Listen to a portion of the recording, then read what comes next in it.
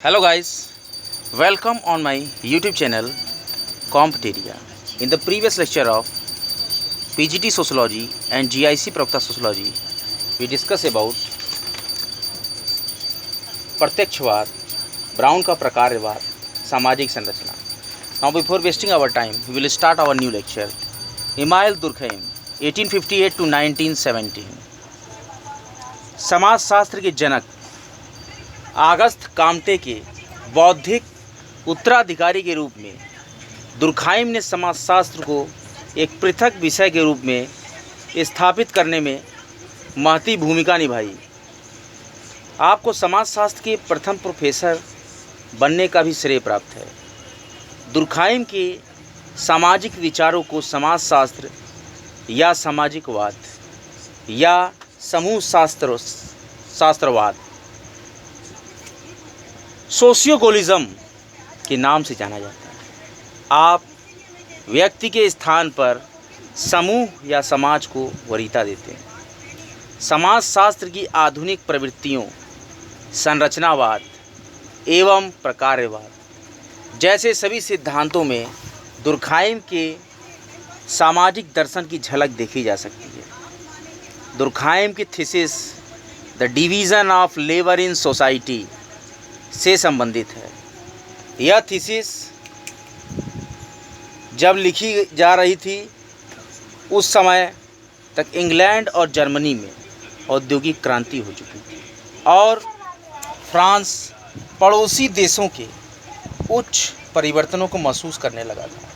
इसके अतिरिक्त इंग्लैंड में एडम स्मिथ एक अर्थशास्त्री द्वारा द वेल्थ ऑफ नेशंस 1766 नामक पुस्तक की रचना एक शताब्दी पूर्व हो चुकी थी, जिसमें उसने श्रम विभाजन के सिद्धांत को प्रतिपादित किया था. इस क्रांतिकारी विचार को दुर्खाइम ने सामाजिक स्वरूप दिया. फलस्वरूप श्रम विभाजन के प्रकार, कारण और व्याधि रूपों को अर्थशास्त्र के अतिरिक्त समाजशास्त्र में उपयोग किया गया. यह थीसिस 1893 में प्रकाशित हुई थी. उस समय दुर्खाइम 35 वर्ष के हो चुके थे. 1898 में दुर्खाइम ने एक शोध पत्रिका एनी सोशियोलॉजिक का संपादन शुरू किया. ये शोध पत्रिका 1914 के प्रथम विश्व युद्ध तक संपादित होती रही. ये फ्रेंच भाषा में प्रकाशित होती थी. इसमें अंग्रेजी, जर्मन, इटालियन आदि भाषाओं में लिखी गई कृतियों का सिंहावलोकन प्रकाशित किया जाता था. अभी हाल ही में 1980 में भारत के एक शिक्षाविद यश नंदन ने इस फ्रेंच योगदान को अंग्रेजी में प्रकाशित किया. Any sociology.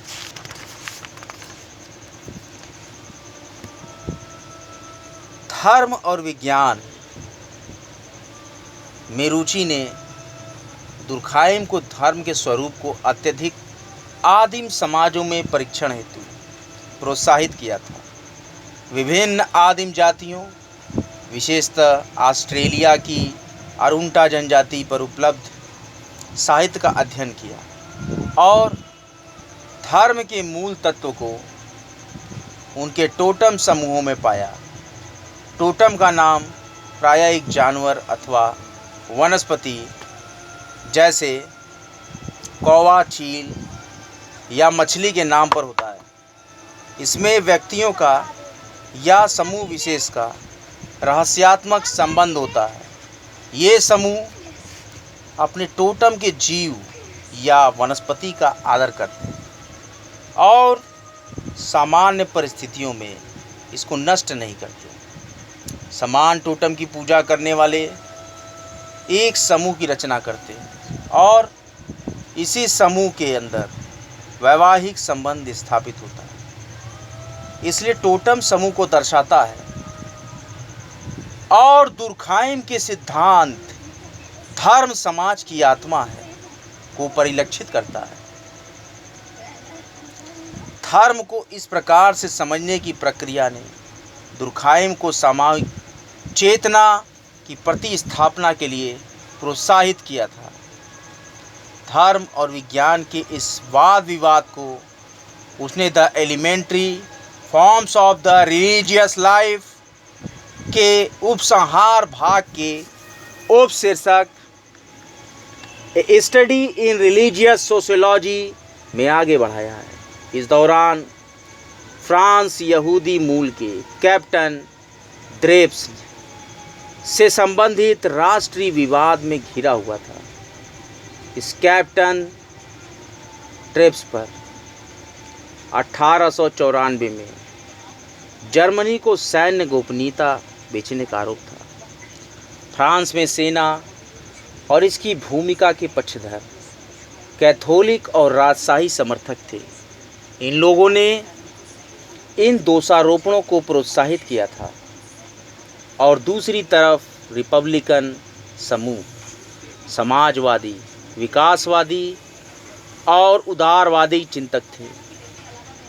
इस प्रकार संपूर्ण फ्रांस दो ध्रुवों में बट गया। ड्रेप्स के पक्षधर ट्रेपसल्ड और विरोधी एंटी ट्रेपसल्ड कहे गए। ड्रेप्स के अभियोग के विरोध में महत्वपूर्ण योगदान उस समय एक लेखक एमिल जोला का था, जिसने मैं अभियोग लगाता हूँ शीर्षक के अंतर्गत एक समाचार पत्र में एक पत्र सरकार पर ही अभियोग के रूप में लिखा था। जोली को उसी दौरान इंग्लैंड जाना पड़ा, जहां उसका देहावसान हो गया था। दुर्खाइम ड्रेप्स की तरफ था। ड्रेप्स अंततः दोषी नहीं पाया गया और उसकी प्रोन्नति कर दी गई थी। राष्ट्रीय संकट से संबंधित मुद्दों पर इस प्रकार दुर्खाइम ने वैज्ञानिक भूमिका से परे वाद विवाद में भाग लिया और जिसने संपूर्ण राष्ट्र को झकझोर दिया था। 1914 के प्रथम विश्व युद्ध की दुखद परिस्थितियों ने इकोल नॉर्मल सुपीरियर के बैच के आधे विद्यार्थियों को युद्ध की विभीषिका में खींच लिया। 1916 में दुर्खाइम ने अपने एकमात्र पुत्र को भी खो दिया। स्वयं भी संभवतः आघात सहन न कर पाया और हृदय गति रुक जाने से 59 वर्ष की आयु में 15 नवंबर 1917 को उसकी मृत्यु हो गई। दुर्खाइम का समाजशास्त्री योगदान कलेक्टिव कॉन्शियसनेस, सामूहिक चेतना। दुर्खाइम के चिंतन में सामूहिक चेतना की धारणा सर्वोपरि है। दुर्खाइम ने सामूहिक चेतना का वर्णन एक समाज के अधिकांश सदस्यों की सामान्य भावनाओं और विश्वासों के रूप में किया है। इन विश्वासों और भावनाओं की व्यवस्था का अपना स्वयं का एक जीवन है। इसका पूरे समाज में अस्तित्व बना हुआ है। इसका विशिष्ट स्वरूप है जो इसे एक वास्तविकता प्रदान करता है। सामूहिक चेतना उन विशेष दशाओं से स्वतंत्र है जिनमें व्यक्तियों को रखा गया है। ये एक समाज के संपूर्ण क्षेत्र में फैली हुई है। ये सभी व्यवसायों, पेशों आदि में सामान्य है। ये विभिन्न पीढ़ियों को एक दूसरे से जोड़ती है। व्यक्ति समाज में आते हैं और चले जाते हैं, जबकि सामूहिक चेतना निरंतर बनी रहती है।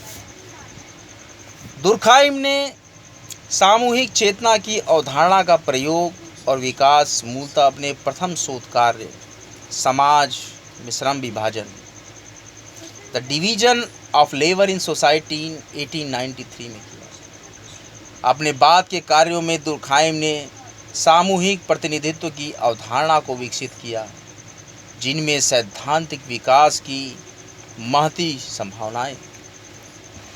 सामूहिक प्रतिनिधित्व, कलेक्टिव रिप्रेजेंटेशन। दुर्खाइम ने सभी समाजों में सामूहिक विश्वासों और भावनाओं और विशेषकर नैतिकता और धर्म की भूमिका को देखा है।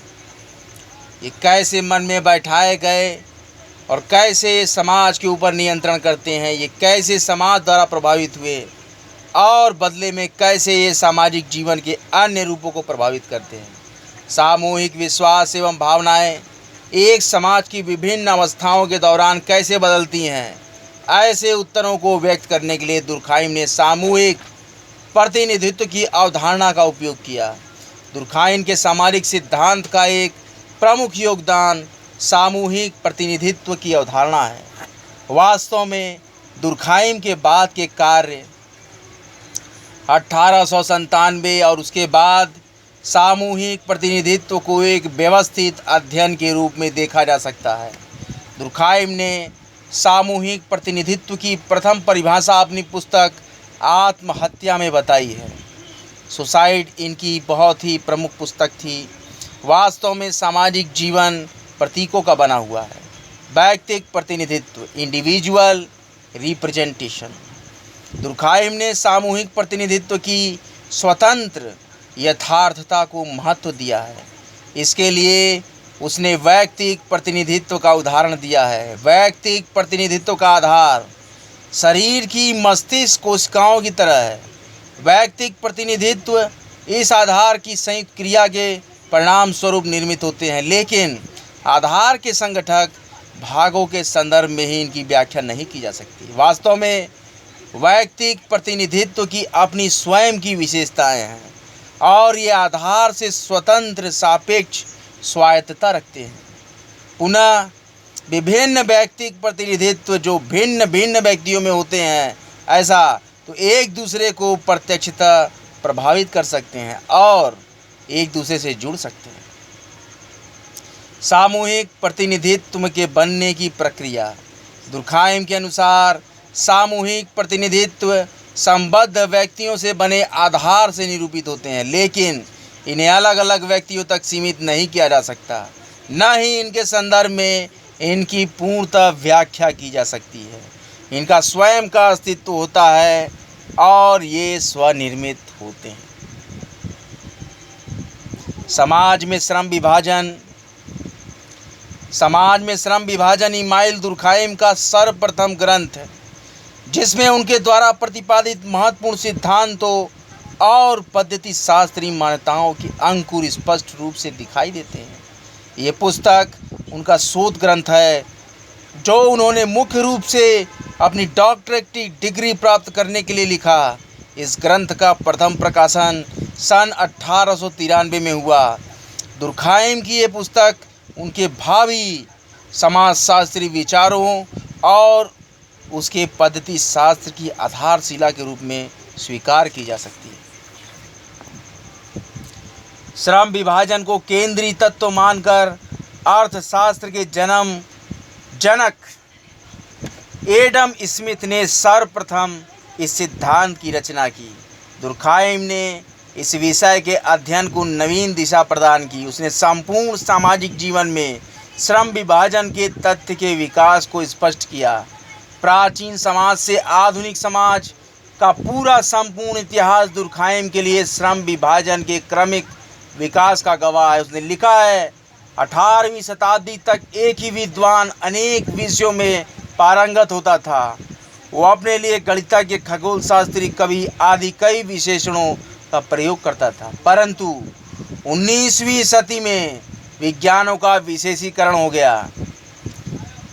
श्रम विभाजन का अर्थ, श्रम विभाजन आधुनिक समाज के अस्तित्व की रक्षा के लिए आवश्यक प्रक्रिया है। इसके द्वारा भिन्न भिन्न व्यक्ति अन्य व्यक्तियों के साथ और संपूर्ण समाज के साथ प्रकार्यात्मक एकता स्थापित करते हैं। श्रम विभाजन साव्यवी एकता को जन्म देता है और प्रत्येक व्यक्ति को समाज के घटक के रूप में व्यवस्थित करके उसे सामाजिक वास्तविकता के साथ सामूहिक संपूर्णता के साथ एकात्मकता की अनुभूति कराता है। दुर्खाइम का यह प्रकारवादी दृष्टिकोण स्पष्टतः स्पेंसर के प्रभाव का परिणाम प्रतीत होता है। उसके श्रम विभाजन में प्रकट हुआ कि जिसका वास्तविक विकास उसके अंतिम बृहत ग्रंथ धार्मिक जीवन के प्रारंभिक स्वरूप में हुआ है। Elementary forms of religious life. श्रम विभाजन का मतलब है कि श्रम के आयु, लिंग, शिक्षा, अभियोग्यता, कौशल आदि के आधार पर विभाजन। सरल समाजों में श्रम विभाजन अत्यंत सरल था। दुर्खाइम ने इसे यांत्रिक एकता पर आधारित समाज कहा, जबकि आधुनिक जटिल समाजों में श्रम विभाजन जटिल है, ये विशेषीकरण पर आधारित है। दुर्खाइम इसे साम्यवी एकता पर आधारित समाज की संज्ञा देते हैं। कुछ वर्षों पहले एक चिकित्सक सभी बीमारियों का इलाज करता था, वहीं फिजिशियन होता था, वहीं सर्जन, वही हड्डियों को ठीक करता था और वही आँखों को भी। लेकिन आज कई प्रकार के सर्जन अलग अलग हो गए हैं। आँखों का डॉक्टर अलग, आँखों का भी सर्जन अलग, फ्रैंको सर्जन, लेजर सर्जन अलग, रेटिना विशेषज्ञ अलग। इस प्रकार ये श्रम का जटिल विभाजन है, जिसका आधार विशेषीकरण है। श्रम विभाजन ग्रंथ 3 खंडों में विभाजित है।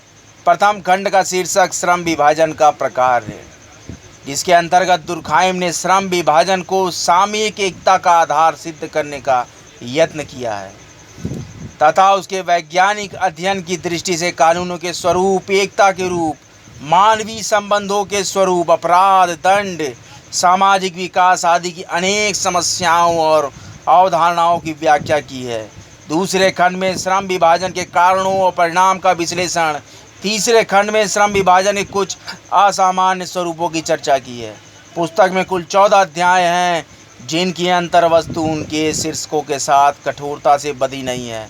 फिर भी विवेचन में इस ग्रंथ की सामग्री को उसके अध्याय क्रम का यथासंभव ध्यान रखते हुए उनकी मुख्य समस्याओं के विश्लेषण को प्राथमिकता देकर स्पष्ट करने का प्रयत्न किया गया है। श्रम विभाजन के प्रकार, function of division of labour. कोई भी सामाजिक प्रतिमान नैतिक आधार पर ही जीवित और सुरक्षित रहता है। एक प्रकारवादी समाज वैज्ञानिक के रूप में दुर्खाइम ने सर्वप्रथम श्रम विभाजन के प्रकार की खोज की है। प्रकार के 2 अर्थ उसने बताए हैं। प्रथम तो प्रकार का अभिप्राय गति व्यवस्था अर्थात क्रिया, और प्रकार का दूसरा अर्थ इस क्रिया या गति और उसके अनुरूप आवश्यकता के पारस्परिक संबंध से है, अर्थात क्रिया के द्वारा पूर्ण होने वाली आवश्यकता। दुर्खाइम ने प्रकार शब्द को दूसरे अर्थ में प्रयोग किया है। श्रम विभाजन के प्रकार से उसका तात्पर्य है कि श्रम विभाजन की प्रक्रिया समाज के अस्तित्व के लिए कौन सी मौलिक अवस्था को पूर्ण करती है। प्रकार दुर्खाइम के विचार से भूमिका के अर्थ में लिया जा सकता है। प्रकार का अर्थ परिणाम या प्रभाव नहीं है। प्रकार तो कार्य है जिसके प्रभाव में किसी सावयव की या उसके तत्वों की मौलिक आवश्यकता की पूर्ति नहीं हो पाती। समाज एक नैतिक वास्तविकता है। नैतिक व्यवस्था के अभाव में समाज का अस्तित्व मिट जाता है। अतः समाज में प्रचलित किसी भी सामाजिक तत्व का प्रकार स्वाभाविक रूप से नैतिक होना चाहिए। किसी तत्व के द्वारा समाज की जो नैतिक आवश्यकताएं पूर्ण होती हैं, वही उसका प्रकार है। सभ्यता का विकास श्रम विभाजन का प्रकार नहीं, अपितु स्रोत है। श्रम विभाजन का प्रकार सभ्यता का विकास करना है, परंतु दुर्खाइम सभ्यता के विकास को श्रम विभाजन का प्रकार नहीं मानता है। स्रोत का अर्थ प्रकार नहीं है। सुखों की वृद्धि या बौद्धिक और भौतिक प्रगति श्रम विभाजन के फलस्वरूप उत्पन्न होते हैं, अतः वे इस प्रक्रिया के परिणाम हैं, उसके प्रकार नहीं। प्रकार का अर्थ परिणाम नहीं होता। यह आवश्यक नहीं कि परिणाम नैतिक दृष्टि से वांछित हो। दुर्खाइम के विचार से नैतिक स्तर को मापने का कोई निश्चित पैमाना नहीं है। सभ्यता के विकास में 3 प्रकार का विकास सम्मिलित है: औद्योगिक, कलात्मक और वैज्ञानिक विकास। दुर्खाइम ने सभ्यता के इन तीनों पक्षों के विकास को नैतिक तत्व से विहीन बताया है। उसके विचार से औद्योगिक, कलात्मक और वैज्ञानिक विकास के साथ साथ समाजों में अपराधों, आत्महत्याओं आदि अनैतिक घटनाओं में वृद्धि हुई है। सभ्यता के तीनों पक्षों के विकास का संबंध नैतिक विकास से नहीं है। नैतिकता के विषय में दुर्खाइम लिखते हैं कि नैतिकता सबसे कम अपरिहार्य है, अत्यंत आवश्यकता है, नित्य का भोजन है, जिसके बिना समाज जीवित नहीं रह सकता। सभ्यता के पक्ष यह सिद्ध नहीं करते कि उनके विकास के अभाव में समाज जीवित नहीं रह सकते। Law and solidarity. सामाजिक एकता एक नैतिक तथ्य है, अतः वह अमूर्त तथ्य भी है। सामाजिक एकता का प्रत्यक्षात्मक अवलोकन, परीक्षण, मापन और तुलना आदि तभी संभव है जब इस नैतिक अमूर्त तत्व को कुछ प्रत्यक्ष बाहरी विशेषताओं के आधार पर स्पष्ट किया जा सके। दुर्खाइम ने सामाजिक एकता को व्यक्त करने वाले प्रत्यक्ष प्रतीक के रूप में वैधानिक कानून को चुना है। किसी समाज की वैधानिक संहिता उसके सदस्यों के पारस्परिक संबंधों को प्रकट करती है। जितने ही अधिक घनिष्ठ संबंध किसी समूह के सदस्यों में होते हैं, उतने ही अधिक सामाजिक एकता उस समूह में पाई जाती है। दुर्खाइम ने श्रम विभाजन से उत्पन्न सामाजिक एकता के स्वरूप को स्पष्ट करने के लिए कानून का वर्गीकरण किया है और उसके अनुरूप सामाजिक एकता के प्रकार निर्धारित किए हैं। कानून का वर्गीकरण करने के लिए उसने उनके साथ संलग्न अभिमति को आधार माना है। कानून का सामान्य वर्गीकरण सार्वजनिक कानून और व्यक्तिगत कानून के रूप में किया जा सकता है। सार्वजनिक कानून राज्य के साथ व्यक्ति के संबंधों का नियमन करता है और व्यक्तिगत कानून व्यक्तियों के पारस्परिक संबंधों का नियंत्रण करता है। दुर्खाइम ने कानूनों को दो वर्गों में विभाजित किया है। दमनकारी कानून, रिप्रेसिव लॉ। दमनकारी कानून एक प्रकार से सार्वजनिक कानून कहे जा सकते हैं। दो प्रकार के होते हैं। एक तो दंड संबंधी, जिनका संबंध कष्ट देने, हानि पहुंचाने, हत्या करने और स्वतंत्रता आदि का हनन करने से, इन्हें संगठित दमनकारी कानून कह सकते हैं। कुछ दमनकारी कानून ऐसे होते हैं जो संपूर्ण समूह में नैतिकता के आधार पर व्याप्त होते हैं। इन्हें दुर्खाइम ने व्याप्त कानून कहा, डिफ्यूज्ड। प्रतिकारी कानून, रेस्टिट्यूटिव लॉ। कानून का दूसरा प्रकार प्रतिकारी कानून व्यवस्था है। ये कानून व्यक्तियों के संबंधों में उत्पन्न होने वाले असंतुलन को सामान्य परिस्थिति प्रदान करते हैं। इस वर्ग के अंतर्गत दीवानी कानून, व्यावसायिक कानून, संवैधानिक कानून, प्रशासनिक आदि सम्मिलित हैं। दमनकारी कानूनों के द्वारा जिला सामाजिक एकता की अभिव्यक्ति होती है।